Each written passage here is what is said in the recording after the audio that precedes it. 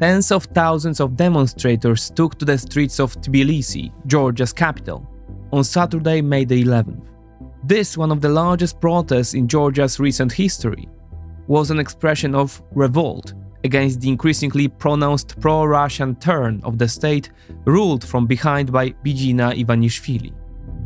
Situated in the Caucasus Mountains, Georgia is fighting another battle for its future.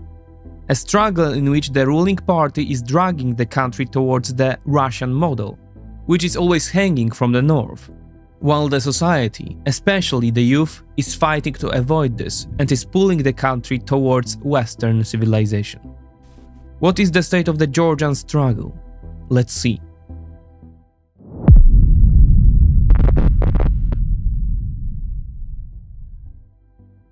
In March 2023, after 2 nights of intense protests, Georgia's ruling party, the Georgian Dream, announced its unconditional withdrawal from the idea of a law on foreign agents. The regulation, which had enraged a large part of Georgian society, would have required media and other NGOs that received more than 20% of their funding from abroad, mainly the European Union and the United States, to register as agents of foreign influence. It was a twin law to that one adopted by the Russian Federation in 2012, and no one doubted that the inspiration for applying a similar law in Georgia came from Moscow. A year later, however, the issue returned like a boomerang, once again triggering massive protests. This time, the Georgian Dream Party had no intention of letting go. Its founder, former prime minister, but de facto most important person in the state, Bidzina Ivanishvili, defends the decision by saying that, quote, "Funding NGOs that pretend to help us, in fact, increases foreign influence and their power," and also that the law is supposed to protect Georgia from Western LGBT propaganda. One might ask, since the Ministry of Finance and the State Revenue Service already have insight into the financing of all institutions in the country, why should they be required to register as foreign centers? The reason is simple. All initiatives and individuals coming from these backgrounds can easily be stigmatized as agents of foreign powers, according to the letter of the law. And that is priceless, sharp ammunition for the internal political fight, especially useful during the election campaign, and the elections are just around the corner and will take place in October. Similar laws exist in other countries, such as the US FARA, but they differ in that they do not equate every instance of receiving foreign funding with being an agent of influence of a foreign power. Why then is a society that is one of the most pro-Western in Europe, let's recall up to 80% of Georgians express a desire to join the Union, led by a government that shows a clear aversion to the West, and at the same time a thinly disguised sympathy for Moscow? To answer this question, we have to go back at least to 2008. This was the year of 16-day war between Russia and Georgia. Due to the drastic difference in potentials, Georgia lost this war, resulting in the loss of control over the territory of South Ossetia and Abkhazia, which come under Moscow's de facto control. The official casus belli for the Russian invasion was to help the separatists from these regions, but the roots of this decision go much deeper.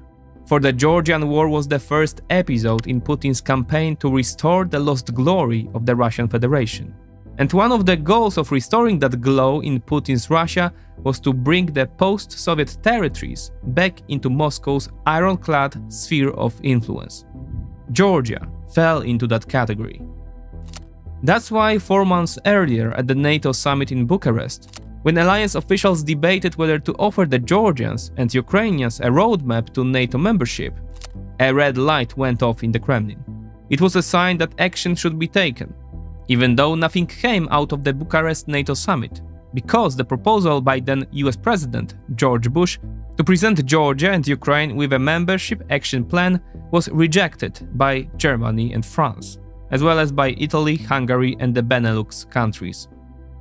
Quote, "Germany and France have said that they believe that since neither Ukraine nor Georgia is stable enough to enter the program now, a membership plan would be unnecessary offense to Russia, which firmly opposes the move," reads the New York Times report from 2008, which gives a good indication of the state of mind of German and French rulers at the time. Still, Russia's strategic calculation was risky. Militarily, the Russia of 2008 was much weaker than the Russia of January 2022. If the West had come to Georgia's aid, the campaign might have ended in a disastrous defeat. Even if the aid had not been military, the Russians also risked ostracism and sanctions, including their growing economic contacts with Western Europe and America, on which their economy and their entire future rested. That's why, again, it was a very risky decision. But the Kremlin assumed that the West would not react in any way. And the Kremlin did not miscalculate. This is exactly what happened. The invasion was a complete success.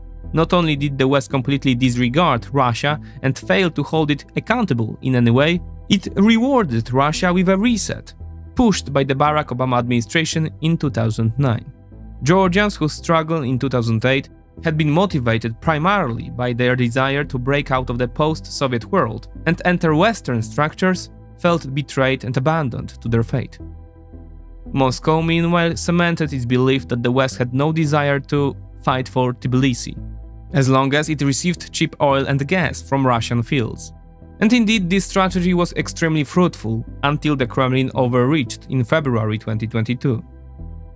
The effects of the West's tough stance already in the summer of 2008 and the punishment of Moscow for its first manifestations of imperialist policy therefore remain only a subject of alternative history.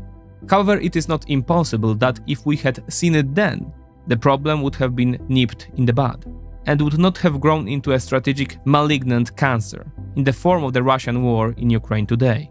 Cancer prevention is always cheaper than chemotherapy. But back to Georgia. Disillusionment with the West, but also fear of Russia, which could always return, drove the power from the energetic President Mikhail Saakashvili and his United National Movement Party, which sought a foothold in the Western vector, but lost popularity on a massive scale.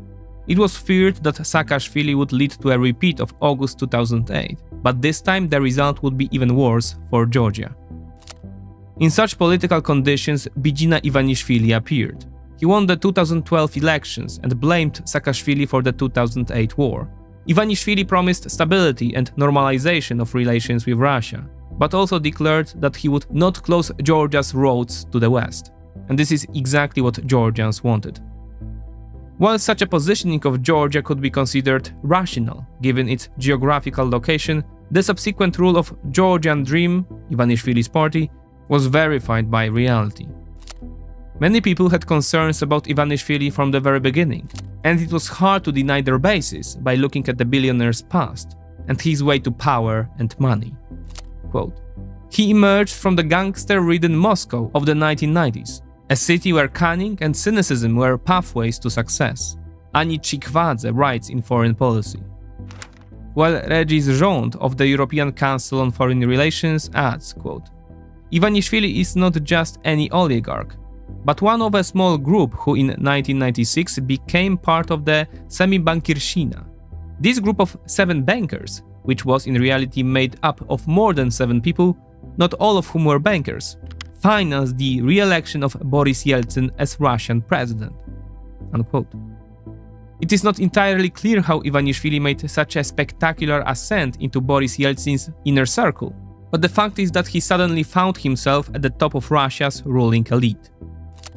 Ivanishvili's support, among others, contributed decisively to Yeltsin's re-election. In return, he and the rest of Semi-Bankirshina made huge profits from the auctions of state companies that Yeltsin's government held in the run-up to the election as a part of a stock loan program. This was the period when they went from a small businessman to oligarchs. 15 years later, Ivanishvili is back in Georgia, portraying himself as a staunch patriot and a successful businessman who sold all of his Russian assets at market prices before entering Georgian politics. Meanwhile, as Rząd knows, quote, Boris Berezovsky, who brought Ivanishvili into the Semi-Bankirshina, described him in 2012 as a man who plays, quote, according to the rules set by the Russian government. The late oligarch observed that Ivanishvili had little difficulty doing business in Russia, and that there are no businessmen in Russia who do not have problems with the government and at the same time are not supporters and carriers of its politics. Unquote. An anonymous Georgian diplomat says that Ivanishvili was able to continue his narrative of eventually wanting to enter the structures of the European Union or NATO because he knew it was unrealistic, and the Kremlin saw it the same way, while at the same time reassuring a large part of the electorate that had been living the dream of entering the West. On the other hand, the thawing of relations with the recent oppressor continued. The Georgian-Russian trade had skyrocketed since Ivanishvili came to power, and the value of Georgian exports to Russia has increased 20-fold, from 36 million in 2012 to 650 million in 2023. Ivanishvili's policies brought the Georgian dream to re-election twice, in 2016 and again in 2020. It has been a period of relative stability for Georgia, although with economic stagnation, given the country's low ceiling for development. In the 5 years before the 2008 war, Georgia grew at an impressive rate of nearly 10% per year. The next 2 years saw the war and a halt to all growth. This was followed by a growth of around 7% in 2010 and 2011. In contrast, the next 8 years of Ivanishvili's party rule, until the pandemic, saw growth averaging 4.4% year-on-year, far too little to catch up with the developed countries. Only the post-pandemic recovery and the Russo-Ukrainian war years, which benefited the Georgian economy, provided Tbilisi with a new growth stimuli and a return to pre-2008 rates. It benefits because Ivanishvili's Georgia is one of the main conduits for Western sanctioned goods to Russia. It is also perhaps the most important destination for Russians wishing to leave Putin's Russia. The pro-Russian tilt of the Georgian government, despite initial illusions, is now a reality. The Georgian dream, with Ivanishvili in the background, is expanding its control over government agencies, law enforcement, independent courts, intimidating civil society with brutal crackdown on protests, and attacking independent media. A symbol of Ivanishvili's authoritarian retreat and the state of democracy in Georgia was the arrest of former president Mikhail Saakashvili, who had previously been sentenced to 6 years in prison for abuse of power. His supporters and some observers believe that Saakashvili's sentence was politically motivated and aimed at curbing the country's opposition. Western diplomats have also called for his release. It should be noted, however, that Saakashvili's position and popularity are far from those of the first decade of the 21st century. But back to the protests. Western governments reacted unequivocally negatively to the attempt to push the law through in 2023. US State Department spokesman Ned Price made it clear that signing the bill into law would worsen Georgia's relations with the United States. EU Foreign Policy Chief Josep Borrell expressed similar sentiments, calling the bill a, quote, very bad development for the country that could affect its future relations with the EU. As a result of the protests, as well as Western opposition, Ivanishvili and his Georgian dream shelved the controversial bill. The Union, on the other hand, unexpectedly granted Georgia candidate status in December 2023. With this move, Brussels did not necessarily want to acknowledge the politics of Georgian dream, but rather to make a proactive turn towards the Caucasus, taking up the gauntlet already thrown down by Russia in 2008. Still, the Union called on the country's leadership to adapt and implement reforms in line with the stated goal of joining the European Union, which is supported by the vast majority of Georgian citizens. Politicians of the ruling party, of course, show no such intentions, while using the event to demonstrate the effectiveness of their policies. So, having given the supporters of European integration a hard argument, in the form of candidate status, they renewed the Russian turn and pulled out of the drawer the law on foreign agents. The people, mostly the younger generation, took to the streets again. The flags of Georgia, the European Union and Ukraine, with whose struggle many Georgians identify, dominated the streets of Tbilisi. The protests, described by some as the largest since Georgia's independence in 1991, were once again violently suppressed by law enforcement. No to Russian law and yes to Europe, shouted the crowd.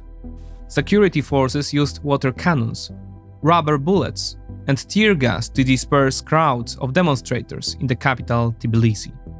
Protesters said they were violently attacked by groups of men dressed in black, in what appeared to be premeditated assaults. Despite tens of thousands in the streets, the government had no intention of backing down this time. On Tuesday, May the 14th, the Georgian Dream-controlled parliament passed the law. However, this does not end the struggle. As Georgian president, Salome Zurabichvili has already announced that she will veto the bill. Yet Ivanishvili and the Georgian Dream will still be able to get their way because the party has a sufficient parliamentary majority to override the president's veto. So, is Ivanishvili a Kremlin agent? Opinions are divided.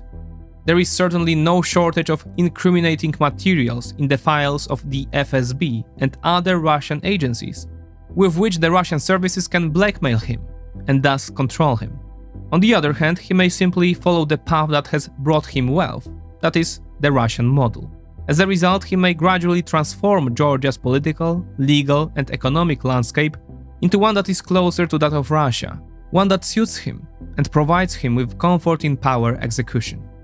And this means a slide of the country into an autocratic, oligarchic direction, where the country is ruled by a narrow group of a selected elite, a de facto one-party system. Georgian society senses this, and the law on foreign agents is a symbol of opposition, a red line.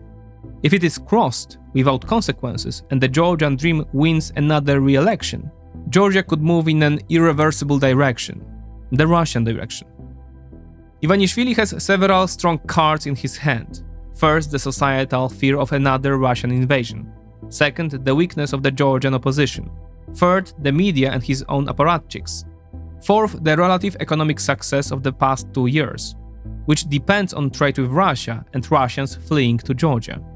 And fifth, his own financial resources. Suffice it is to say that his own wealth, worth more than $6 billion, is equivalent to nearly 1/4 of Georgia's entire GDP. It is also worth mentioning that while Georgian Dream is pushing through the law on agents, it is also trying to push through the so-called offshore law, a law that is supposed to allow the transfer of funds and assets from tax havens to Georgia, without any necessary questions or taxes. The rhetorical question remains who would benefit most from such a law. Moreover, Ivanishvili is convinced that the world is ruled by a global war party that wants to consume Georgians and Ukrainians as cannon fodder in the war against Russia.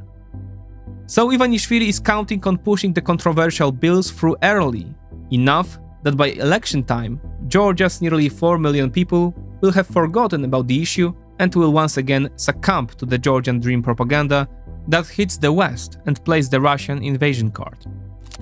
The fragmented opposition, on the other hand, is trying to unite under incumbent president Salome Zurabichvili, although the often unpopular United National Movement is also trying to find a place for itself. What unites the opposition is the demand for a fully proportional system to ensure that the power is not concentrated in one hand.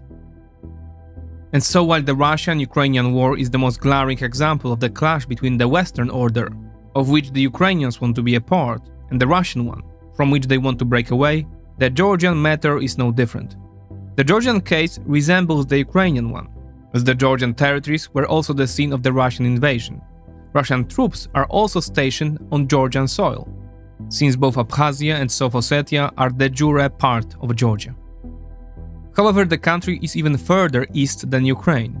Geographically, Georgia is separated from the closest Union members, Bulgaria and Romania, by more than 1,000 kilometers of Black Sea.